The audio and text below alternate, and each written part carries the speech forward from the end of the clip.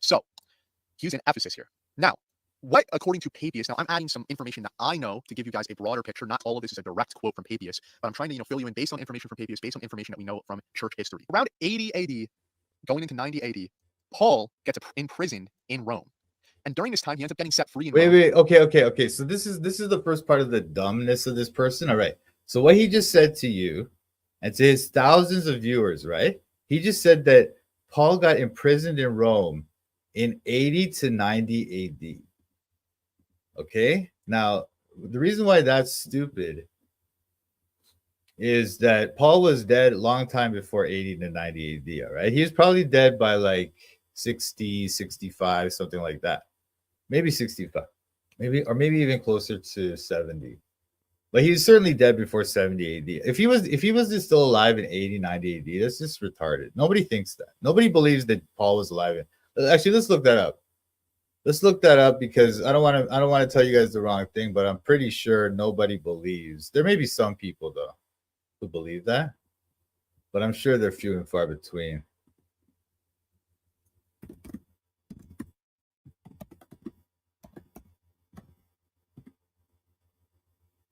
Yeah, 64, 65 AD. This is almost like universally agreed upon, right? But this guy, UrFriendlyHood, right?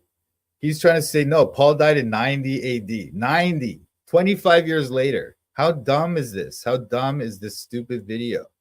Oh, guys, I'm going to just teach you about 1 John, but I don't know what I'm talking about. I don't know one thing.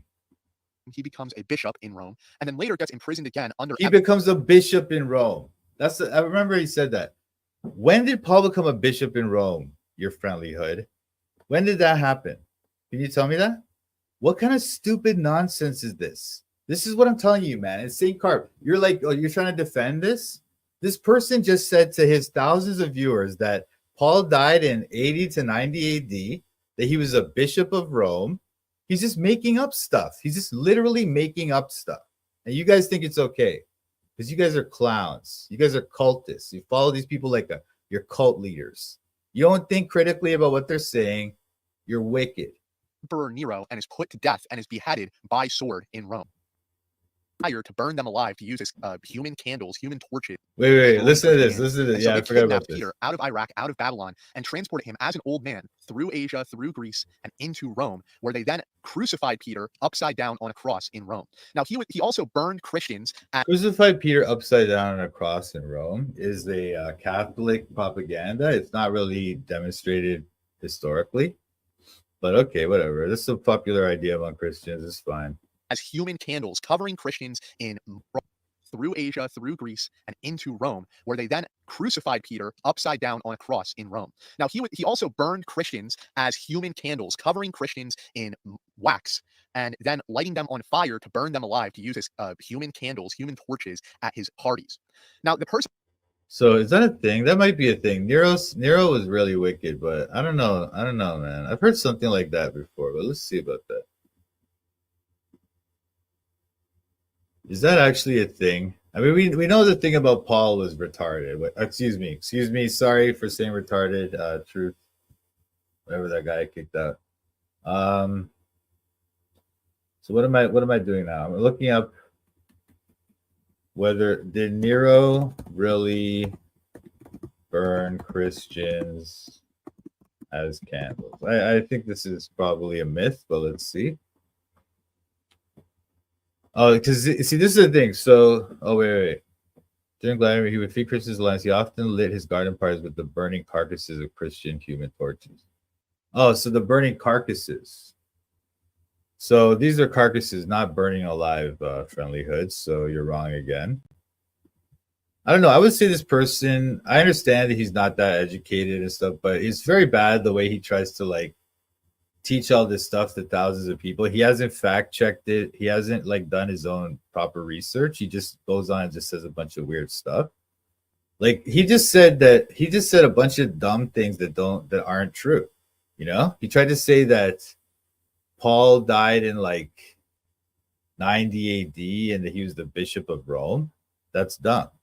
And now he's trying to say that Nero burnt the Christians like candles, burnt them alive and stuff. This is dumb. Many Christians will say you should read the Gospel of John first, and I really disagree. If you remove John chapter 1, I would agree with you. But simply because John chapter 1 is so dense in philosophy, Christology, and theology, I would not recommend it to a new Christian. Okay, the Gospel of Mark would be. Why would you not recommend it to a true Christian, to a new Christian? He says the Gospel of Mark because Mark is like the short one.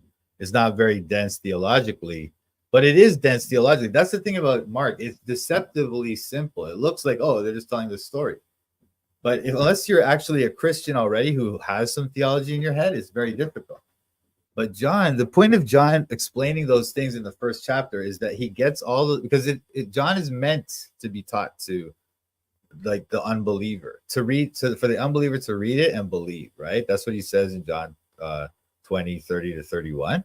So John is the best book to recommend to new believers for that reason.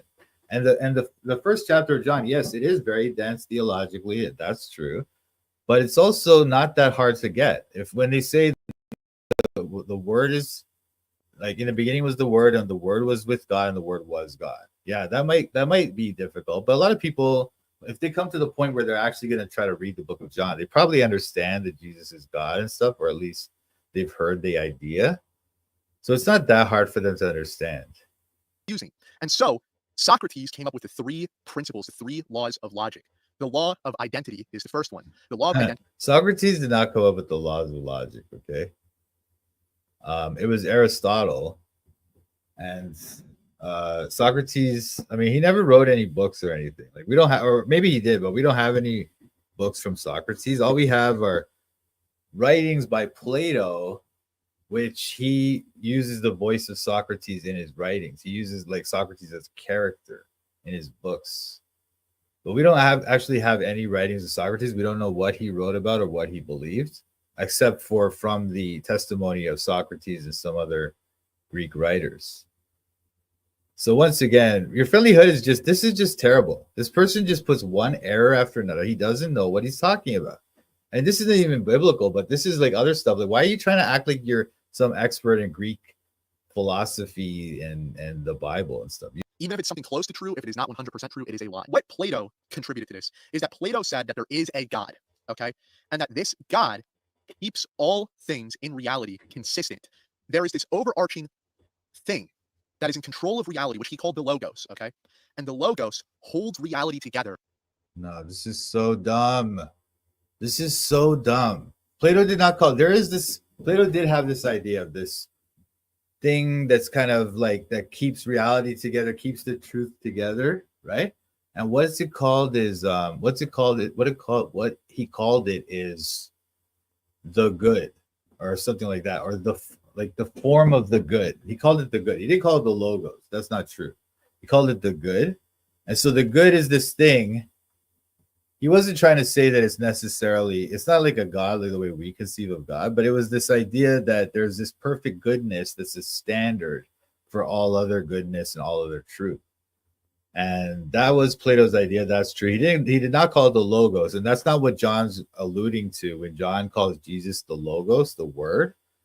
John is not alluding to Platonian thinking or anything like that. Okay, he was just explaining all these wrong things. It's essentially like, this overarching pattern which all things must conform to.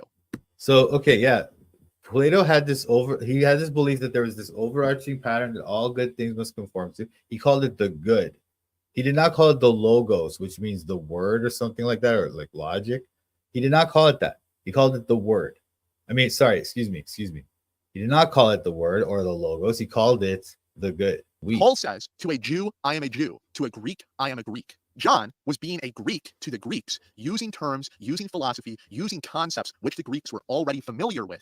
So now this guy's trying to say that Paul or John was using the word Logos because of Plato, when Plato didn't even use that word. I don't understand. What is this person saying, dude?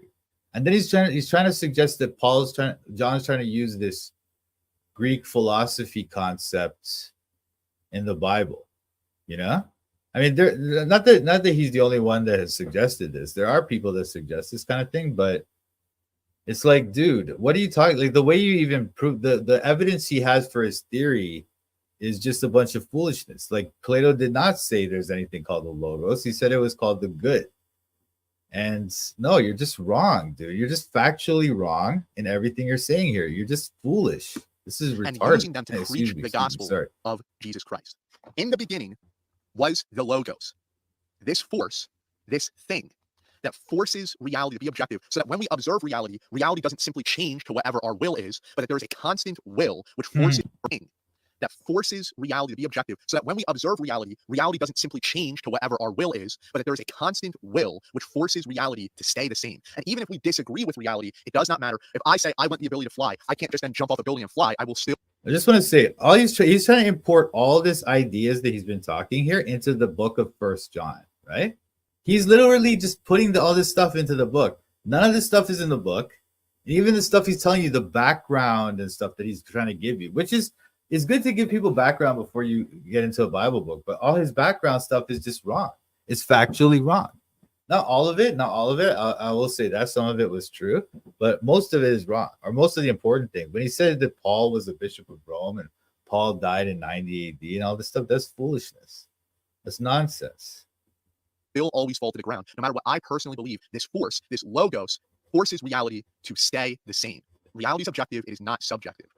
In the beginning was this Logos, this force.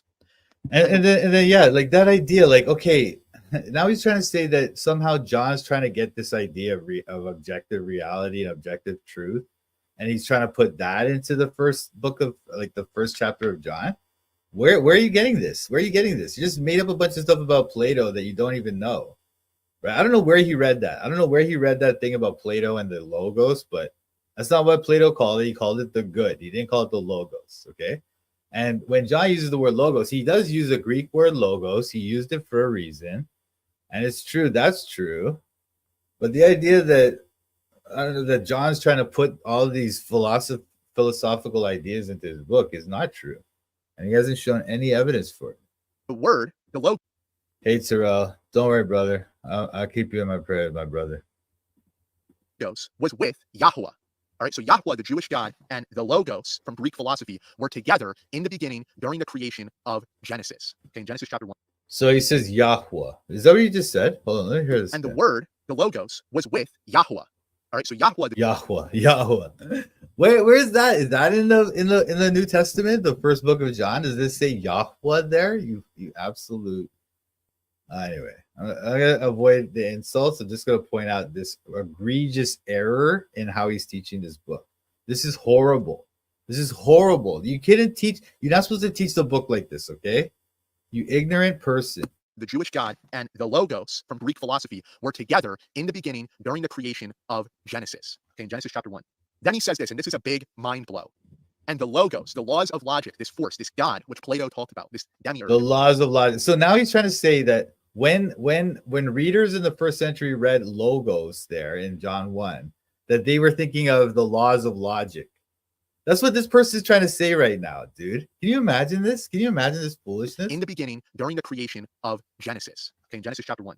Then he says this, and this is a big mind blow. And the Logos, the laws of logic, this force, this God, which Plato talked about, this demiurge, was God.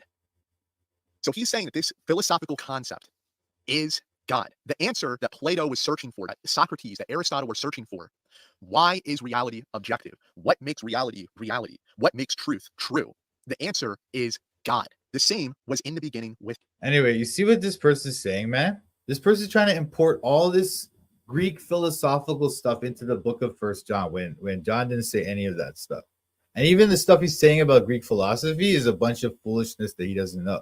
He doesn't know Greek philosophy. He doesn't know anything about it. Okay, not saying I'm an expert in that. Okay.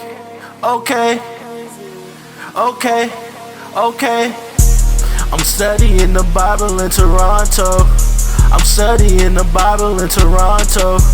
I'm studying the Bible in Toronto. I'm studying the Bible in Toronto. Studying the Bible with Mike, Sam, Pat. These other YouTubers are just so trash. Hit the thumbs up if you want to support. Go follow Mike as he follows the Lord. I'm studying the Bible in Toronto. I'm studying the Bible in Toronto. I'm studying the Bible in Toronto. I'm studying the Bible in Toronto. You better watch out, Mike's calling out the shields. If you're not free grace, you need to sit down and chill. We're not hyper grace, you know we keep it real. Eternally secure, you know that we're sealed. We don't back low, we're not workspace heretics. Mike's not in it for the money, trying to get a lick. They out here selling their souls for a couple clicks. Becoming Freemasons so they can't just get rich. I'm studying the Bible in Toronto. I'm studying the Bible in Toronto. I'm studying the Bible in Toronto. I'm studying the Bible in Toronto. Shout out to Mike Sampat. Check out his channel, Toronto Bible Study. Subscribe and like.